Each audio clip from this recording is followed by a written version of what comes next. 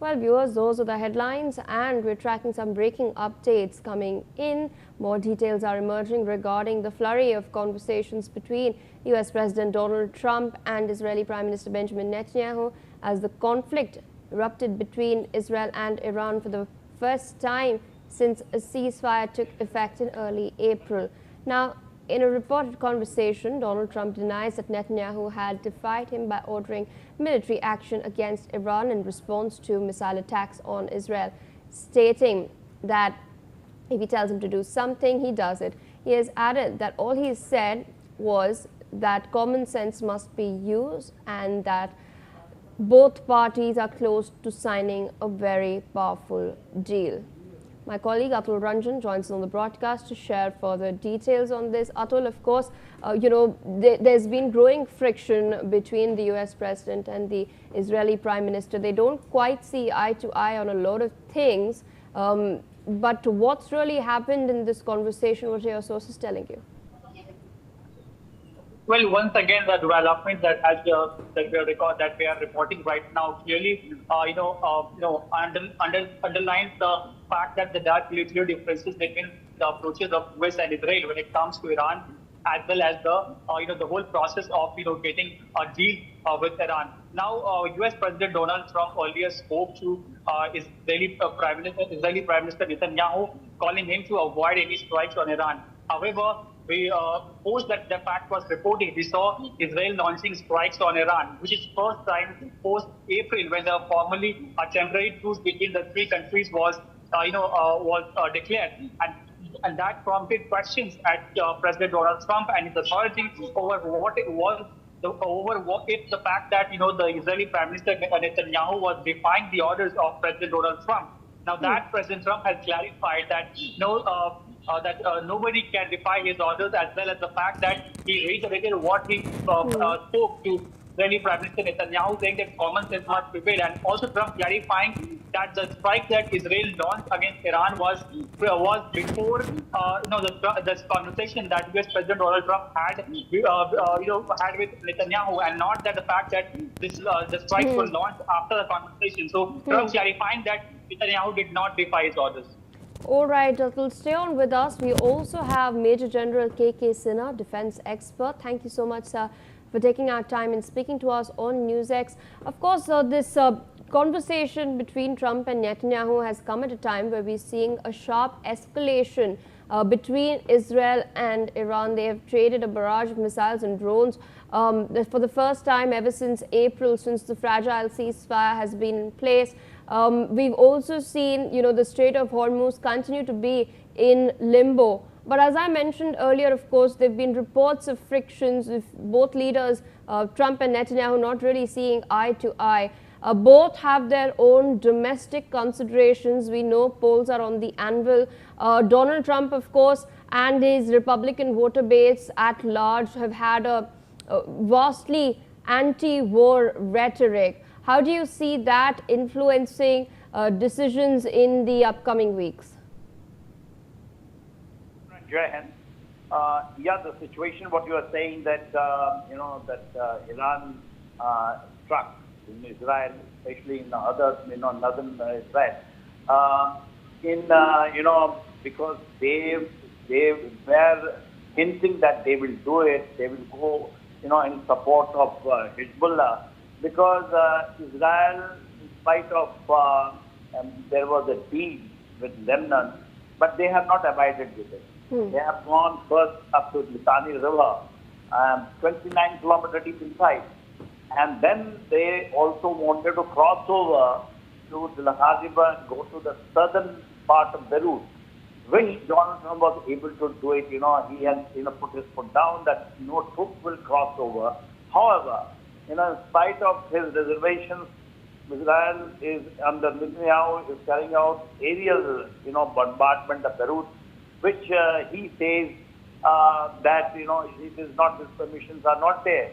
First thing, the deal which is there first, which came as a 15-point, then 10-point deal, and now it is, I think, 7 or 8-point deal, which is being discussed, in which the first point is that there has to be a truce in Lebanon front. In all deal it is included. And I think Iran is very, very clear about it that, if the deal is there, if the ceasefire is there, which started on 8th of April, it has not been, a ceasefire which is being observed very seriously every time it is breaking. But as for the Lebanon is concerned, I think Israel has gone round all out. They have taken the blue line right deep inside to up to the Litani River, and they want to go over. They even want to go to Bekaa Valley. Not only they have gone to the southern, Beirut, they have destroyed there. And there is what has happened in this case as far as Americans' involvement is concerned. They have taken, I think Donald Trump has to be blamed because Netanyahu was able to convince him. Before this, when Joe Biden was there, they were slightly cautious about it. They were not giving all-out way the Donald Trump gave in 2005 and then gone all hog. And even in his first, I think Israel has taken their, that Abraham Accord, which they got through. They got the Jerusalem as the capital. They got it done through, through Trump. Netanyahu got all these things through Trump. Then he convinced him, including in June 2025, 12 days war. And the last day, they carried out the operation, Midnight Hammer. They convinced him that they will be able to destroy, but they are not able to do it. And the second time again, which they did it on 28th February, somehow they have taken, and convinced him, to Donald Trump, that they have got the complete information, they will destroy the leadership. They will be able to do it. But Donald Trump is now caught into this. He doesn't want, he want to have an off-ramp, and he's not getting an off-ramp. And Israel, especially Netanyahu, has his own self-interest. Israel has got his own self-interest, and they are not allowing, Americans and under Trump to get away from this. Absolutely, sir. Requesting you to stay on with us. There's an interesting reaction coming in from Iran at this point. Ismail Baghei, the Iranian Foreign Ministry spokesperson, has now shared a video on X of Scott Bessent, the US Treasury Secretary, in which he speaks about the seizure of assets belonging to Iran. Now, the Iranian Foreign Ministry spokesperson has quoted Shakespeare while reacting to this video. Now does he feel his title hang loose about him like a giant's robe upon a dwarfish thief? Major General K.K. Sinha, of course, very famous quote from Macbeth, representing the time when his power was crumbling and he was facing his reckoning for what he's done. What sort of a message is Iran trying to send to the United States by, in fact, doing so? And, because Iran has managed to hold on to its own in this entire conflict. Yeah, see, Iran has shown the resolve. One thing is there, since 1979, they have been facing sanctions. They are facing very tough, Americans' reactions on that. And more or less, Americans basically managed in the West Asia to sideline Iran and, make them slightly to bleed, both in all fronts, seizing their assets, then putting, huge sanctions. And in spite of that, they have got a potential to do it. Iran has not flourished. And the people are suffering. 9 crore people of Iran has been suffering because the Americans wanted to have, the access of their oil and petrodollar, which they did it with Saudi Arabia. I think, they wanted to do it. Iran should go in their own way, the same way, the way the Persian Gulf countries have gone. But Iran has been able to resist. And they have proven both the war, that is the 12 days war in 2005, that they can, even in that time, 12 days war, it was just because Israel was hit so badly by the missiles that they agreed for the truce. But when they got it against some information and they have gone on 28th of February and this 40 days war, they have proved that they have got a power in spite of their leader and the complete, the top hierarchy of their IRGC was wiped off in their spectacular, first 28th February strike. But thereafter, they were able to do it, sustain themselves, and they are intact. And then the people of Iran, they have stood by the side of IRGC, stood by the side as the Supreme Commander, and Mustafa Khomeini is able to, in spite of not there on the street, he is not in the public view, but he's holding the nation.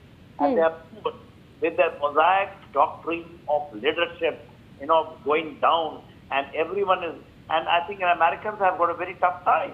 They want to have an off-ramp because the geography is in their side, and they are using the geography, and they are not going, they have gone on the two aspects. One is the defied, then second is drone, the cheaper aspect of it, and hitting all those bases of America, which matters. So America wants to have off-ramp, especially Donald Trump. But you brought it out back home. There are support. This MAGA base is winning, and November is coming when there will be midterm elections, and I think it will be a very decisive factor. They do not know how to get away from it. All right, sir. With that, I would like to thank you for taking out time, sharing your analysis and assessment of what's really going on the ground and what's influencing that as well. In a further update, President Trump has confirmed media reports regarding an incident involving a U.S. Apache attack